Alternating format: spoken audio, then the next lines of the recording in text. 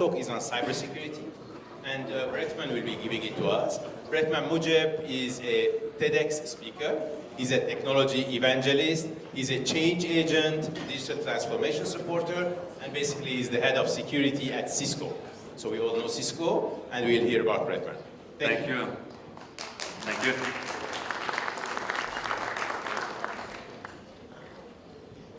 Transformation. I think this is the perfect word to describe the IT world we currently live in. So in constant motion, and yet with challenges from the past. So in the last few years, we've been discussing major cyber threats, such as WannaCry, NotPetya, or even ransomware like SamSam that recently hit the city of Atlanta.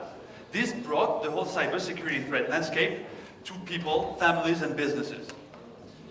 What we've been witnessing is really the industrialization of hacking and the creativity of its makers. Well, years later, while many in the industry are still debating whether or not one should buy a red firewall versus a blue firewall, well, hackers haven't slowed down. And we're now witnessing a whole new wave of attacks, such as cryptojacking. Cryptojacking, and this is exactly what happened to Tesla and its cloud early on last year. That's been hacked in order not to particularly steal or exfiltrate data. No, it's been hacked in order to mine cryptocurrency. So hacking is still a money business, but they're not just stealing data or information. No, they're stealing CPU cycles in the size that is so small that is almost invisible to our companies unless they know what they're looking for. So that is creative. Almost as creative as the distributed denial of service attack that hit GitHub's developer platform over a year ago. GitHub had about 100,000 memory cache servers facing the internet. And those servers have been leveraged in what we call amplification type of attack, where hackers, just by simply spoofing the IP address of the clients, could send requests to the servers, which in return would reply with a much bigger volume of data. And that led to a DDoS attack of 1.3 terabit per second. So 1.3 terabit per second of data. So if you cannot grasp the size of it, just know it's huge. And huge could also be the adjective we could use to qualify the amount of devices that have been infected with a vulnerability that could be exploited by the VPN filter malware. So this malware has been discovered by our threat intel agency, Cisco Talos, and that was spread across 500,000 devices worldwide. 500,000, mainly in public institutions and industrial control systems. And the sophistication of that malware resides in the simple fact that it is a modular malware. For the first time, we were seeing a malware where the first stage was persistent. That meant that you could reboot your machines, your industrial control systems, and so on. It would still remain. The second stage would be non-persistent, and the third stage would actually be used to load modules. And those modules could be leveraged to run encryption, to run packet sniffing, to do data theft, and so on. So this is both scary and creative. We've more recently had to face the emergence of the Emotet malware, huge in the banking industry, or even the local Goga malware or ransomware that hit the industrial control systems of Norsk Hydro in the US, which is a Norwegian company. So if we look today, we're really talking malware, ransomware, DDoS, man-in-the-middle, malvertising, cryptojacking. So how can really our customers, our governments, cope with that? Especially knowing that today, many companies have no proper incident response strategy in place. They have no proper means to actually detect, mitigate, counterize threats. And mainly, they are blind to those threats. So it is really about the visibility theme. And that came from a simple fact. If you look a few years ago, many years ago, what a company, a government looked like. Well, we consumed data within the company, within its data centers. That meant that the physical walls were actually the perimeter of the company. And all you needed, well, was usually a big fat firewall to protect the company's data, making it simple. Well, our world today is very different. Today, a company consumes data in and out of the company, consumes data in branch offices, in IoT devices or mobile devices, but also in critical infrastructure or in the cloud. So that means that both the attack surface and the attack vectors are becoming more complex. That also means, a simple thing is, we're seeing the collapse of the old security model. In that model, and this is still the model in many companies, over 55% of organizations have between 6 to 50 plus different vendors. Between 5 to 60 more of security products to drive their cybersecurity posture. All they do is collect terabyte and terabyte of data, which is really good for the storage vendors, I would say, but many of those companies are not able to make sense of that data in order to make intelligent decisions. And that led to a simple fact, is the average on the market time to detect a zero-day threat is over 200 days. So 200 days to detect a threat, well, knowing it takes less than 24 hours for a malware to exfiltrate data of a whole company. So that is a little bit scary. And add on top of that the fact that 44% of the alerts today are not being investigated, and close to half of those alerts that are legitimate are not being remediated.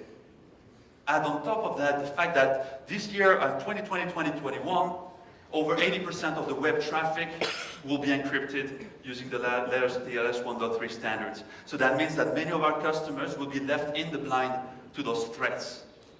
So keep that in mind. So what we think is, you need a new paradigm on the market. You need on one side to bring on the market the best of breed portfolio, but you need it to be integrated into an architecture that is simple, open, automated. But all of that is just products. What you need is the intel. Where is the information coming from? So you need the best intel on the market. And Cisco Talos is just it. Cisco Talos is the largest non-governmental threat intel agency in the world. So we have over 300 researchers purely focused on threat intel. What we do is we analyze over 1.5 million malware, so unique malware samples a day, 600 billion email a day, in order to block 20 billion threats a day. So this is really the power of such a threat intel agency, and we do put in place intel sharing programs with government entities, as well as we've done with NATO, for example. Now, I've been given roughly 30 minutes to run that presentation, so I sat and I thought, well, what can happen in 30 minutes?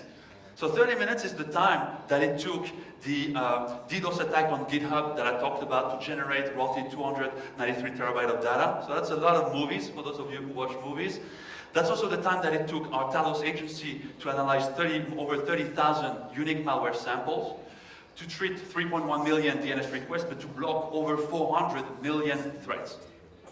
Well, within those 30 minutes, this is also the time that it takes the ransomware industry to actually generate over 25,000 attacks that will drive over $3.5 million revenue. By 2025, 30 minutes is the time that it will take the cybercrime industry to generate over $344 million. $344 million. So that is much bigger than most legitimate industries out there. So sometimes it makes you think if you're on the right side of the barrier or not. And that is the interesting thing. So we ask ourselves, so has the perimeter evolved? Yeah. Will it keep on evolving? Definitely yes. So the question is, shall we keep on investing in extensive and sometimes expensive cybersecurity measures? I would say definitely yes, but cybersecurity is not the end goal. The reason we want to control who, how, and what accesses data is for the ultimate goal of cybersecurity. It is trust. Trust is the ultimate goal of cybersecurity. And trust has been way too often wrongly assumed in the corporate world when we know that over 80% of breaches are happening because of users and their weak credentials, that malware has grown by over 300% in IoT and OT environments, and that the time to detect threats is way too slow, knowing that it takes less than 10 minutes for a crypto locker to encrypt data and lock it away from a company or government. Keep that in mind. So what we think of, and I'll take it for the history lovers here today, you will think of the zero trust topic, or the trust topic. And let me take you back to this, the canonical story of the Trojan Horse, where the Greeks, by building and sending the famous Trojan Horse to the Trojans, faked a peace offering. Within that Trojan Horse, they hid the biggest threats that the Trojans had to face. So had the Trojans verified who, how, and what was accessing their perimeter, well, the 10-year long siege they had to face would have taken a different turn, and their history a much different path. So that takes us to the idea of the fact that today, when we assume trust, when it is wrongly assumed and we look at end devices, users, and people, a simple reconnaissance, a simple phishing attack based on the reconnaissance technique can easily bypass a company's perimeter, move within its environment in order to access its core data, and finally exfiltrate it. That is the interesting part. So what we think of is we need a new paradigm. And this is where the concept of zero trust comes into play. Zero trust assumes a simple paradigm: ubiquitous, least privileged access. That means that no access should be granted unless it's explicitly specified. Zero trust is not new. Discussions have started back in 2004, where Cisco actually held one of the first meetings, that later on led to some models being proposed by companies like Google, Forrester, and Cisco actually included, to finally come to an agreement that the zero trust term today proposed by Forrester would become the definite one when we talk about zero trust. So as we look at network, people, devices, data, and applications in order to drive automated verification and trust, we assume a simple paradigm. Assume malicious until proven otherwise. That's simple. Assume malicious until proven otherwise. So we looked at three major angles. The first one is the zero trust workforce, so the who, or how do we guarantee that authorized users are who they say they are. So we put in place strong authentication measures. The zero trust workplace, or how do we ensure that users are accessing applications only through authorized channels. And the zero trust workload, which is how do I guarantee privilegeless access to applications? How do we secure access to those applications? But some vendors out there would tell you that zero trust is a product or a solution, but it's not the case. Zero trust is a journey that is based on an architectural approach. And if we look at what Forrester defines as zero trust today, you will see here today some of the top vendors on the market promoting zero trust, and Cisco being at the top. What we believe is a simple fact. We believe that we need to bring on the market the best architecture that is fed by the best intel on the market. The intel is the fuel allowing companies to make the right decisions and on time. This will then be logically linked together into an architecture and into a platform that will allow for threat research. So if I take that into account, what we believe in, we need to reduce time to detect threats. So no matter how the threat enters your environment, whether it is in the cloud, in the endpoint, on the network, or outside of the perimeter, we need to be able to detect it. We need to be able to detect it on its signature, but also on its behavior. So using some of the things like machine learning, as we talked about before, which is a subset of artificial intelligence. And that in order to be able to block a threat, no matter where it is in your environment. So the idea of automated architecture, making intelligent decisions in order to bring trust, is what we believe in. So now, we're talking technologies. Well, I think there's more important than technology. Our vision within our Trust Office global organization is to bring trust into the discussion.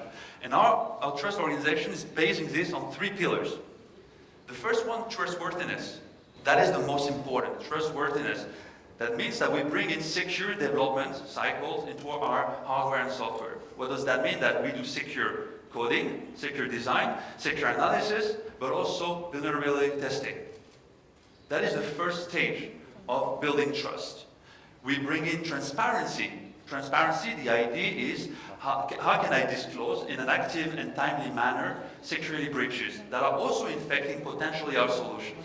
We have built 2 centers in the world today, which goal is to bring in entities in order to show them our source code. So the idea of showing the source code is to show the legitimacy of what we do. And this came, for some of you who remember, out of the backdoors discussion that we had many years ago into some of the devices. And the last point is accountability. How do I make myself accountable for the threats on my devices?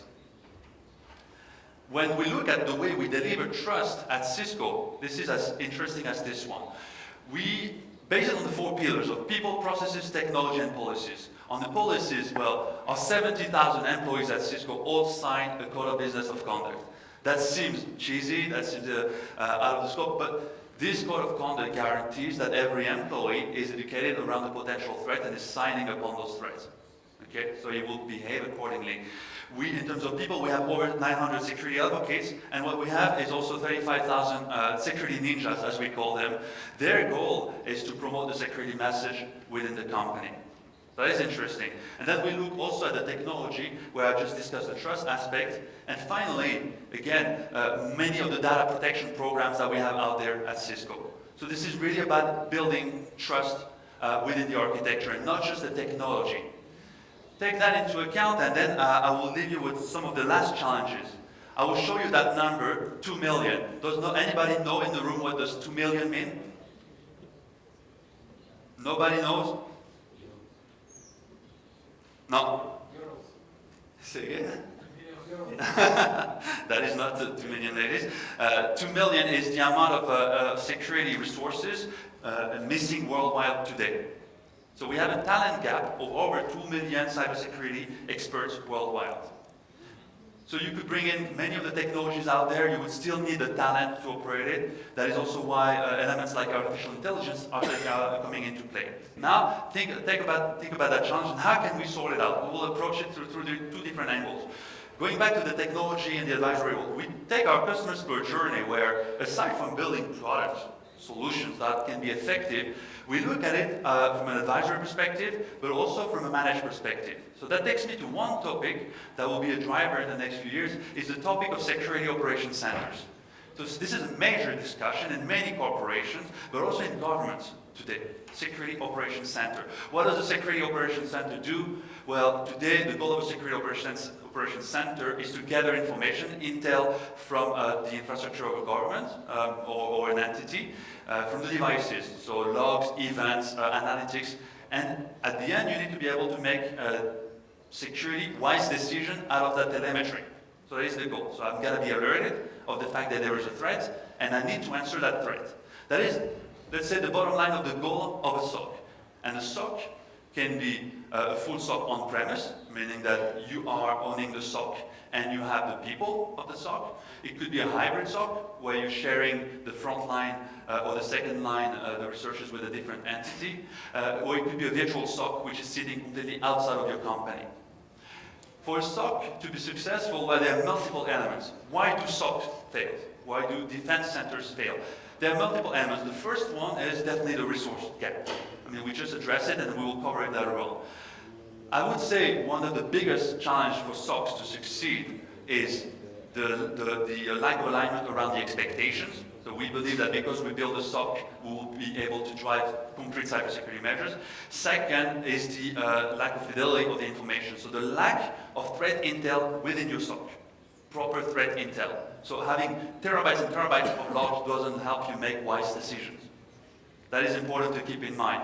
So if we look at our approach to develop SOCs, well, we do SOCs for companies, and we've done that worldwide, and we take it through a journey. And this journey has been completely industrialized. So we go from the service strategy, which is, for me, the most important step. In a service strategy, you will understand what a company's core interests out of a SOC are. So do they have the right resources? Do they want an on-prem, out-of-prem SOC, for example? Do they have the right financial means? Or do they have the right business case? That is the most important step into building a SOC. So keep that in mind. What we bring into a bottom line, a basic SOC portfolio, is as simple as this. And that's, I would say, the foundation of a SOC. You would look at service management, which is handling the different requests, but I would highlight two that are important. One, incident response. Why is incident response important? Well, many institutions out there will tell you, we are delivering a security operations center to you. All it is a platform, a software that collects data. What happens when there is an alert? In many cases, not much, because as I showed you before, half of those alerts are not being remediated. So take that into account. So the most important is, do I have the resources and the means, whether they are technical or human, in order to answer those threats? That's the first question. Second is, do I have the right threat intelligence to make those intelligent decisions? And that is also one other element that is often very challenging. So if we take that into account and we look at many SOCs out there, where this one has been leveraged, the approach has been really helpful for many companies, whether we look at people, facilities, and technology. And, you know, building a government SOC is not different from that. So building a government SOC is not different from that. And I give you later on a quick example is this one. This is the example of a platform that could be the option one, where the government, the national SOC, will build some of the basic services around service management and platform, but the incident response resources of the government will be shared with the ones of an enterprise, or enterprises subscribing to the services of a government. So that is the first example of how a national SOC could be integrated into an enterprise SOC. Now, I will leave you with one last thought. We discussed technology, we discussed threats, we discussed trust. And the last point is talent. And we will cover that later on in the presentation of my colleague Dimitri here. What we've done across the world is we put programs in place. Those programs are in place in order to go back to the source of why today we are being weak in front of cyber threat, which is building the next generation talent of cybersecurity experts. We today, and we will see it, we have such a program that is available in Armenia with already 5,000 students enrolled into this. So I'll keep that in mind, and then I will close on this. We are today, as a company, defending top 100 Fortune companies out there. So the real question is, to you is, would you trust Cisco in delivering and partnering into that journey? Thank you.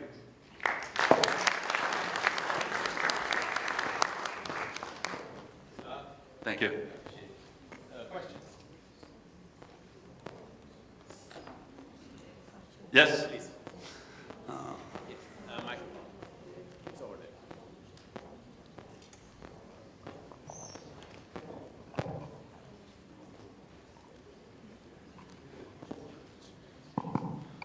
Elizabeth, again.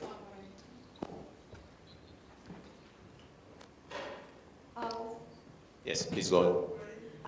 I'm Elizabeth from Again Company. Thank you for this opportunity to ask questions to such a professional. First question concerns cloud attacks. How about homomorphic ciphers? How about, sorry, I didn't get the question. Homomorphic ciphers protecting cloud data. I didn't get Homomorphic ciphers. homomorphic encryption, you mean, huh? Encryption. Yeah, Okay, yes, okay. yeah. Then this is a different. We take this discussion into the blockchain model in general when we talk homomorphic encryption. That is the question, yeah. So I will postpone the question to that session. Okay, that's the second question. Second question, how about polymorphic malware created by intelligent machines?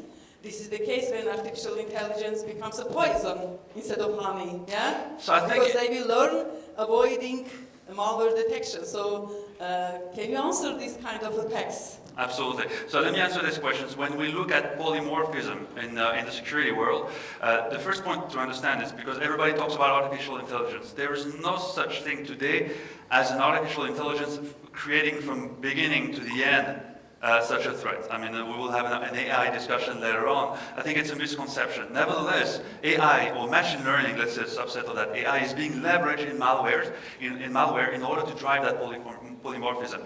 What we do is we do not detect threat purely based on what we know. We detect threat based on their behaviors. So we would use similar techniques based on machine learning to learn about what is, let's say, conventional standard behavior in a government, in an enterprise, and detect any diversion from that standard behavior. And this allows us to drive security with polymorphism in the case of malware, but also polymorphism of malware into sandboxes, where in the case when they detect that they run in a sandbox, they start acting differently so that they cannot be detected by the security systems. So what we do is we implement also machine learning in there in order to know their behavior. I hope that answers your question, though. Yeah, thank you. Thank you. Thanks a lot. Other questions? Yes, please, Bahram. Oh, there. You mentioned that there's 49% of potential malware undetected or existing malware undetected. Do you differentiate between the importance of the information which could be hacked, such as personal data, such as private information or medical information or any electronic medical record compared to, let's say, my electronic design automation database, right?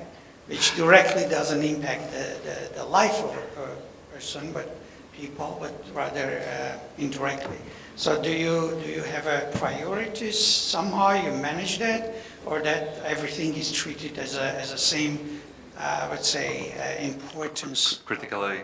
So the question is to know whether we differentiate between important and non-important data when we do security, if I understand correctly. Well, more life-threatening versus less life-threatening. So this is not, let's put it this way, this is not driven by the solutions. This is driven by the design of the security architecture you put in place. Let's take the example of hospitals, which we work a lot with. In hospitals, patient data is critical, but patient life is a lot more critical. So what we do is we make sure that the connected objects are secure, for example. That is the first stage. But the first step of any security strategy is to know your core assets. What are my core assets? What are my crown jewels? And what do I need to protect? So it is a lot more in the security procedures or processes versus the technology itself that you will put in place, I would say. Well, obviously, you can't ignore 49% of patient data not to be detected to be vulnerable to a hacking or data. Absolutely. So Security breach. the data that was mentioned is 49% of legitimate alerts not being remediated. But this could be in correlation to the statement you are making. Yes, you cannot ignore it, but it is ignored. It is ignored in many occasions. Why? Because the flow of information, of events, is way too high for, let's say, people today to look at and make sense of. That is one of the reasons why we add a lot more data science into the processes in order to make more intelligent decisions. Now, it's really down to the fact, again, I'll go back to that point, is you need to know your core assets, you need to know what you need to protect in order to put there the right security measures. It's not the product itself that will make this intelligent decision for you. You need to define what needs to be protected. So you have a redundancy built in a Oh yeah, process I've done this more. or in the flow, so you can add different extra layers to Exactly. filter. Today we haven't done a technology discussion, but if you look at the way we approach cybersecurity, we approach it in and out of the perimeter, which means that if you want to run a defense in depth type of environment, you need to protect the endpoint, you need to protect the network, you need to protect the data, you need to protect the cloud. That is one of the most important challenges to security, is this is completely fragmented today. Today, many companies still look at the perimeter as being the standard wall, that you need to protect. You put a firewall. But when data is being consumed in mobile devices, in IoT and industrial control systems, how do you make sure this is secure? So you need a platform. Why do you need a platform? You need a platform because you need each element to act as one logical entity that shares information with the rest of the entity.